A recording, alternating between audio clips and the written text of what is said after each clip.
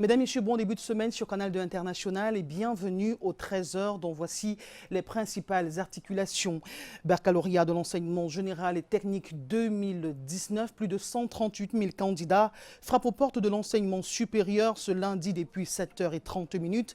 Les premières épreuves sont celles de philosophie, de l'informatique, de littérature et ou de langue française. Les examens dans un contexte de ville morte se déroulent dans les régions du sud-ouest et du nord-ouest actuellement sous haute sécurité pour protéger les candidats. Le 13h vous livre le pool de ces examens tant en agglomération que dans l'arrière-pays.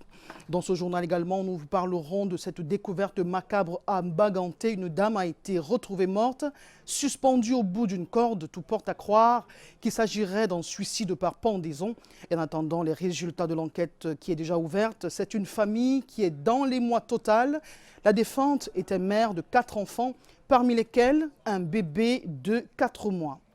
Le groupe africain des ambassadeurs et autres chefs de mission accrédités à Yaoundé réunis depuis ce matin autour du ministre des Relations extérieures pour la commémoration de la 56e édition de la journée africaine. Cette année, les gouvernements africains se penchent sur le sort des rapatriés et réfugiés sur le continent.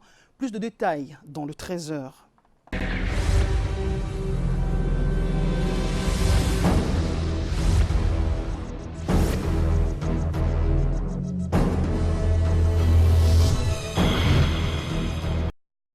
Bonjour mesdames, messieurs, bienvenue au 13h. Une fois de plus, cette édition est spécialement consacrée au baccalauréat de l'enseignement général et technique commercial qui a démarré depuis 7h30 sur l'ensemble du territoire national.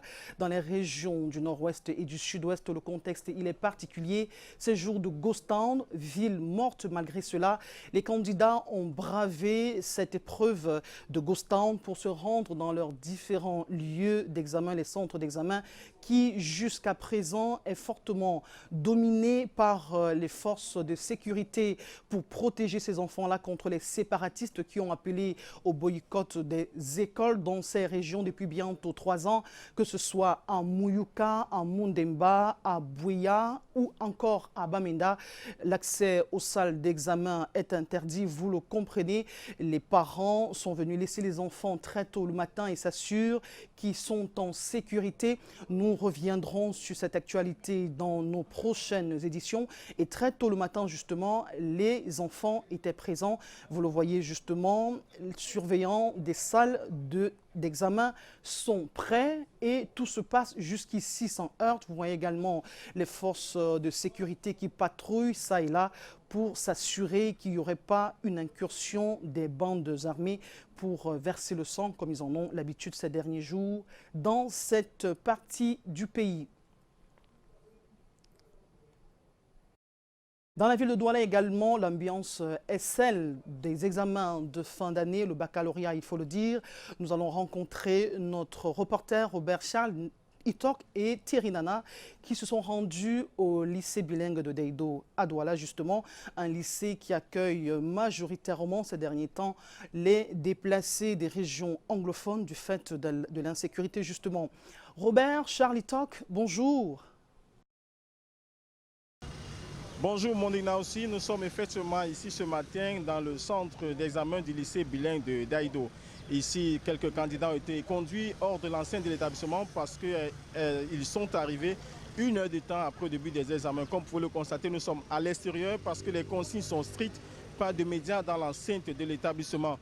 Mais information glanée à bonne source, on note pour cette année une légère baisse des candidats au DCE O-Level et A-Level. Les raisons ne nous sont pas données actuellement, mais il faut dire que ces candidats pour ce jour composent dans les matières économiques et géologie. Dans la session francophone, on passe actuellement l'épreuve de philosophie pour certains et de littérature pour d'autres. Notons que dans le cadre des absents, la partie francophone enregistre 32 absents et la section anglophone enregistre 21.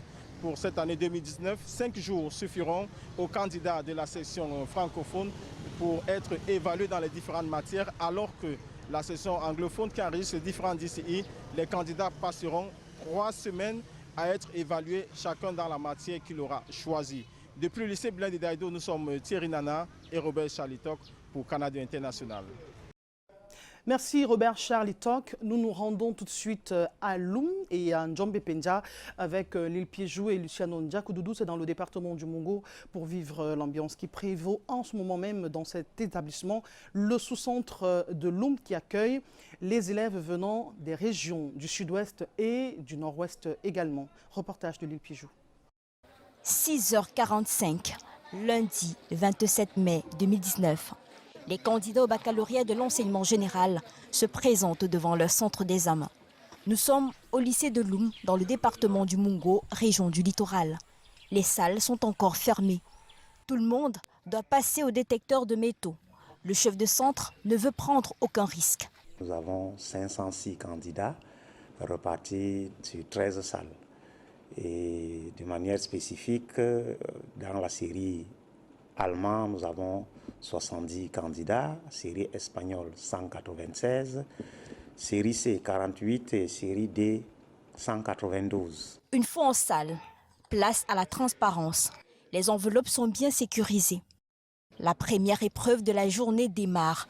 Les séries A4 et C affrontent la littérature. La série D, la philosophie. Silence, les méninges tournent. Au sous-centre du lycée bilingue de Ndjombe, toujours dans le département du Mongo, 3 candidats sont absents. Ceux présents sont déjà en pleine cogitation. Ce matin, nous avons constaté que nous avons 3 absents. Un candidat de la série allemande et 2 candidats de la série D qui sont absents. Pour les justifications, nous avons seulement une candidate qui a accouché et qui a abandonné depuis la rentrée. Elle a abandonné et les 2 autres candidats, nous ne savons pas pourquoi ils sont absents. Les épreuves de littérature et de philosophie doivent être abordées avec sérénité. Dans les couloirs, seul le suivant général est autorisé à faire des va-et-vient. Ici, 255 candidats sont à la recherche de ce précieux diplôme qui ouvre les portes du supérieur. Au Cameroun, près de 139 000 candidats, repartis dans 297 sous-centres d'examen à travers le Cameroun, selon l'Office national du baccalauréat, veulent à tout prix sortir de l'enseignement secondaire. La suite du journal, c'est à Yaoundé où nous allons retrouver Karel Mesati-Atchoya pour avoir l'état d'esprit dans lequel les élèves, les candidats notamment, ont rejoint le sous-centre, le lycée de Mbala 2 ce matin. Karel Mesati-Atchoya, bonjour. Monique Naosifoso, Madame, Messieurs, bonjour. Vous l'avez dit, on reste en éducation. Les élèves qui frappent aux portes de l'enseignement supérieur sont face à leur destin. Depuis ce matin sur le triangle national à Yaoundé et plus précisément au centre d'examen de Mbala 2, les candidats au baccalauréat sont venus aux premières heures, à la première heure, prendre part à cet examen. Nous marquons un temps d'arrêt sur l'ambiance d'avant-examen telle que vécue par Delphine Fonkou-Téné et Bertrand Tassé. 7 heures ce matin à l'entrée du lycée de Mbala 2 à Yaoundé, sous centre d'examen du baccalauréat de l'enseignement général. Les candidats affluent les lieux, matériel de composition entre les mains. C'est le grand jour pour ces candidats dont l'état psychique diffère d'un individu à un autre. Je suis un peu frustré, mais quand j'ai tenu que je me suis quand même préparé, j'espère qu'il y aura un résultat favorable. Je suis un peu stressée, j'ai hâte d'entrer pour connaître les salles et comment ça va se passer. Pour moi, l'examen, c'est l'état d'esprit. Le reste, on confie à Dieu. À l'extérieur, les vendeurs de stylos, crayons, traceuses et autres gommes font de bonnes affaires. La fouille est systématique à l'entrée de l'établissement. Certains de ces élèves arrivent en compagnie de leurs parents. Je suis venue accompagner ma fille ce matin pour lui apporter mon soutien. Au menu de cette première journée d'examen, les épreuves de français, littérature, philosophie et informatique. La philosophie, bon, c'est une matière quand même que tout le monde... Bon, j'espère que par la grâce de Dieu, nous tous ici, nous aurons notre examen. Je suis prête pour composer mon baccalauréat parce que je me suis préparée durant toute l'année et j'espère par la grâce de Dieu que je vais réussir mon examen. En attendant le démarrage des épreuves, on consulte ses bords pour la dernière fois. Ça peut payer. Ça peut également payer dans le septentrion. 800 candidats frappent aux portes du baccalauréat. C'est ce que nous démontre ce reportage. Mohamedou Bichao est sur le point d'affronter l'examen du baccalauréat pour la première fois. À 6 h du matin, il est déjà prêt pour le départ. Les membres de sa famille sont tout aussi enthousiastes.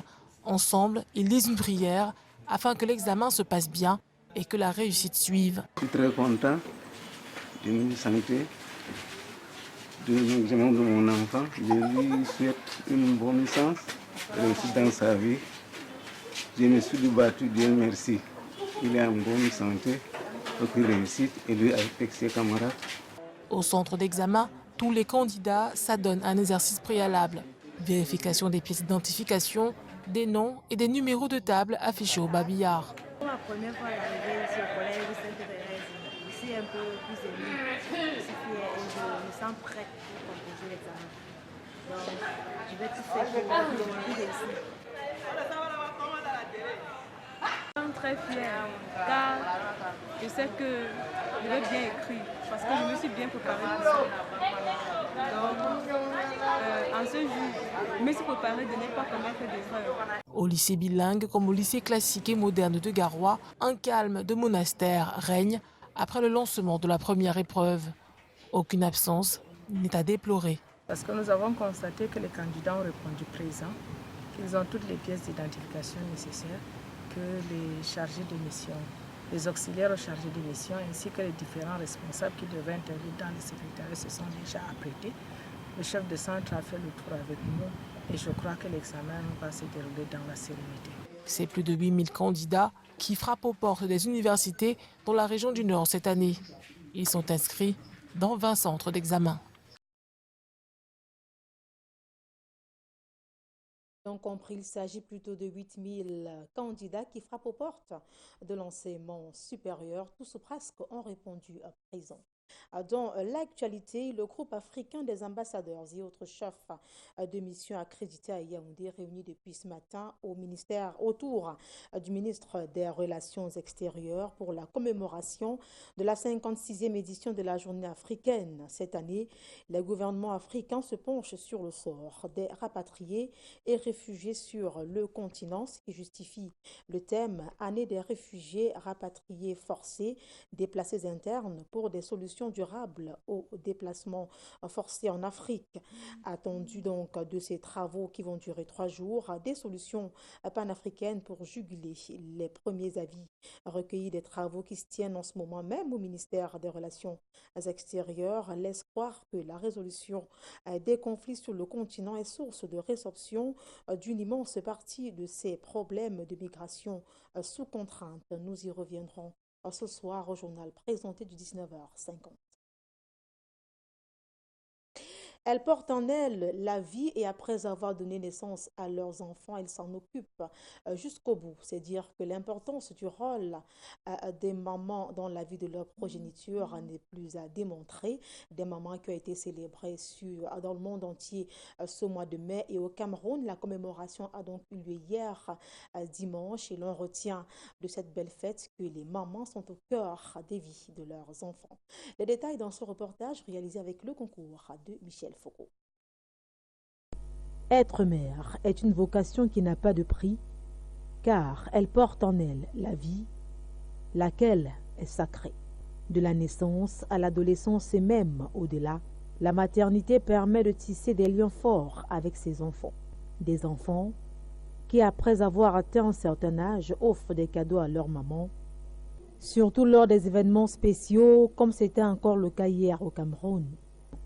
À l'occasion de la fête des mères, ces dernières ont été célébrées de la plus belle des manières. Une fête riche en sons et couleurs, organisant leur honneur à Yaoundé, qui a connu la présence des hôtes de marque. Objectif visé par le comité d'organisation, redynamiser, voire sacraliser la place incontestable qu'occupent nos mamans en tant que mères de l'humanité. On a pensé aux mamans parce que on a tendance, chez nous ici en Afrique, de négliger nos mères. Il y en a même qui tapent sur leur maman. Il y en a qui vendent leur maman. mais pourtant, ces mamans nous ont donné la vie.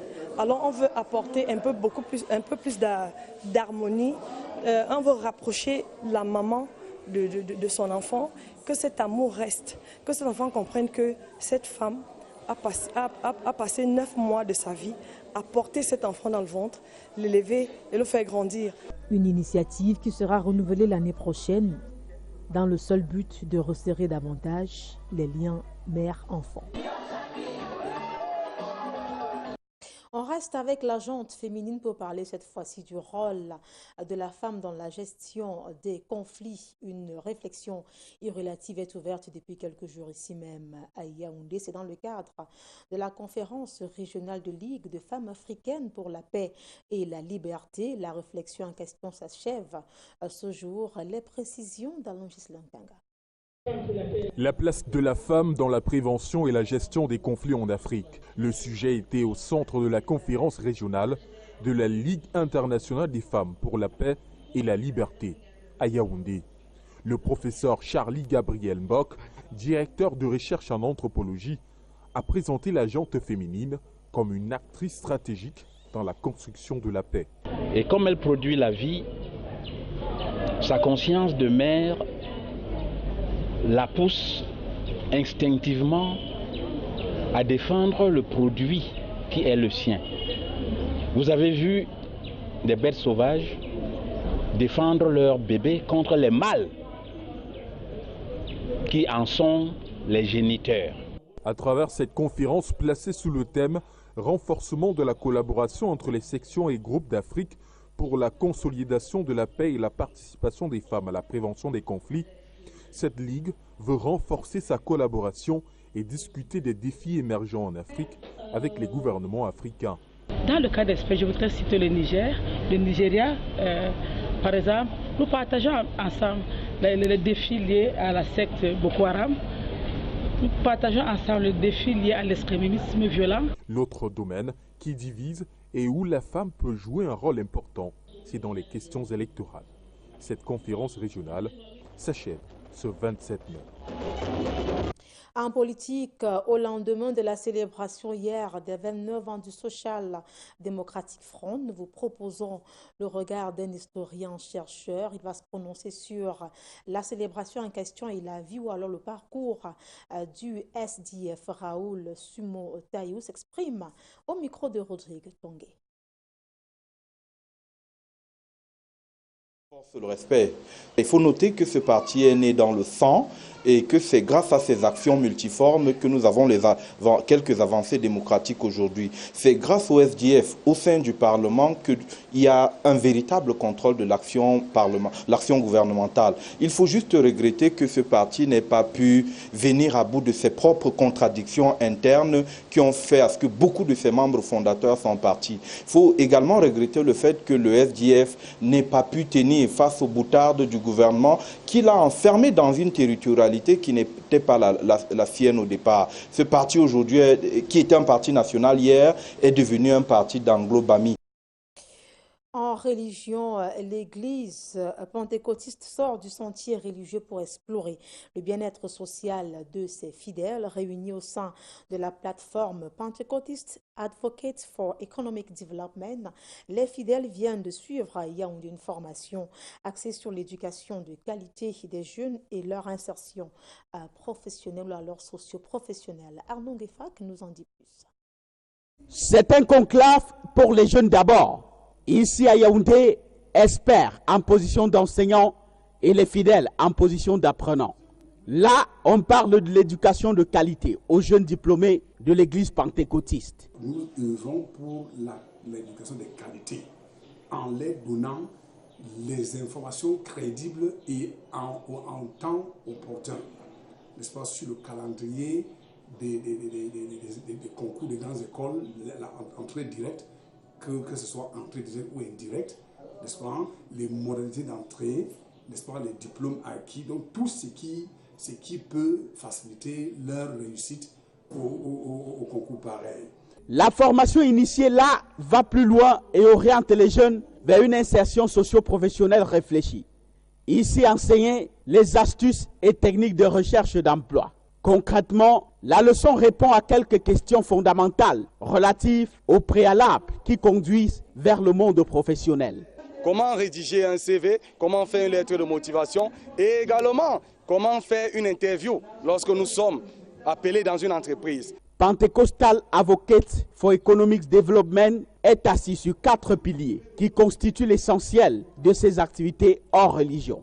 Il s'agit essentiellement la santé maternelle et infantile, l'éducation de qualité, la pauvreté et l'inclusion sociale. Ce sont ces 4 éléments qui fondent les besoins primaires à combler des fidèles de l'Église pentecôtiste. De la religion en culture, il y a eu du rire à gogo hier, ici même à Yaoundé. Des artistes humoristes triés sur le volet ont offert un show live au public venu nombreux dans la salle des fêtes de la Croix-Rouge camerounaise. Le public est donc venu vivre en live le concept dénommé l'After Health, un show qui a revisité les tares qui minent notre société avec en bonus les voies et moyens de les éradiquer. Les artistes ont donc presté dans les 2 langues officielles du Cameroun, à savoir le français et l'anglais. Je vous propose quelques extraits, alors des extraits des artistes humoristes Oboida Comique et Moussik le charismatique. Brown, heavy.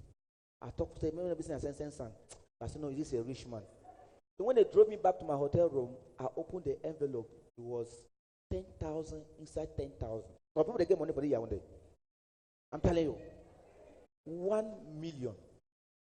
No be Amoka, na Bolo Bolo boss. Now the man asked the woman, baby, when the Bolo Bolo boss, did you see smoke? He said, yes, I saw something like dust. He said, my wife, listen. Our people say there's no smoke without fire. Et pourtant, vous faites des prescriptions aux gens et vous ne prenez pas. Moi, je dis seulement que faisez ce que je vous dis. Ne faisais pas ce que je fais. Point final. Est-ce que je suis seul? Merci. Et vous avez un dernier mot. L'amour que je veux dire à tout le monde qui est dans la salle, c'est que la construction du Cameroun, c'est une construction de tout le monde. Si tu es un callboxer, tout ce que ta callbox, c'est à 6 heures. Soit à 6 heures, tu fais ta callbox. Parce que si une maman a son enfant qui est en train de mourir, elle va appeler la paix de l'enfant, elle va te trouver dans ta callbox et tu peux sauver une vie. Une initiative de l'artiste humoriste Senior Pastor. Le concept est donc dénommé l'After Health. Et c'est sur cette note d'humour que nous vous retournons l'antenne du côté de Douala. Monique Naossi Fosso pour la suite du 13h. Merci Karel Mezatia Choya. Nous reprenons l'antenne justement ici à Douala en signalant ce cas de découverte macabre qu'on vient d'enregistrer à Mbanganté. C'est dans le département d'une des régions de l'Ouest Cameroun. Une femme qui a été retrouvée pendue à une corde. Visiblement, il s'agirait d'un suicide par pendaison. Une enquête a été ouverte pour établir les mobiles de cette mort. Et c'est la famille qui est dans les mois. Elle laisse 4 enfants, parmi lesquels un bébé de 4 mois. Yasser Trésor-Tanon, Eric Kougat. Quartier 4, à 1 km du centre-ville de Baganté dans l'ouest Cameroun. La découverte du corps sans vie de Dolvin Choumen, mère de 4 enfants, attire la foule. Elle est retrouvée suspendue au bout d'une corde. Pourtant arrivée la veille de Yaoundé avec son mari et son bébé de 4 mois. Elle venait à Baganté selon les sources pour être conduite à Yabassi pour un traitement du mal de bras. Personne ne comprend ce qui a pu se passer entre-temps pour qu'elle se donne la mort, à part un léger désaccord avec sa sœur. C'est quand sa tante revient du champ. Première question, Dolvin est où? On lui dit, c'est sa belle-sœur qui répond, elle est dans la chambre couchée. Elle va dans la chambre, elle ne voit pas Dolvin. Elle a fait le tour de toutes les chambres, elle ne voit pas Dolvin. Quand elle se rend ici à la cuisine, elle pousse la porte. Elle voit Dolvin pendu. C'est là où elle lance le cri. Quand elle lance le cri, c'est là où moi je suis sur là où j'étais couché. Informés, les frères de la victime se sont rendus sur les lieux et ignorent que leur sœur avait un malaise. J'ai reçu la nouvelle par mon petit beau qui m'a appelé directement que voilà ma fille qui s'est suicidée à la cuisine de la maison. Et directement, j'ai fait appel à mes petits frères. Nous sommes venus aussi constater le fait. C'était vraiment réel. Ce n'est pas vraiment facile de supporter ce genre de situation. Une enquête est ouverte pour savoir si rien d'autre ne se cache derrière cette pendaison. Infanticide à Mouyouka, dans la région du sud-ouest Cameroun. Cet enfant de 4 mois qui a été criblé de balles en dehors de la présence de ses parents. Cette affaire n'a cessé d'alimenter les commentaires, de faire couler beaucoup d'encre et de salive. Et c'est au tour de l'Église évangélique du Cameroun d'en rajouter une couche avec sa sortie hier dans le département du Noun à l'occasion de la célébration de la fête de récolte.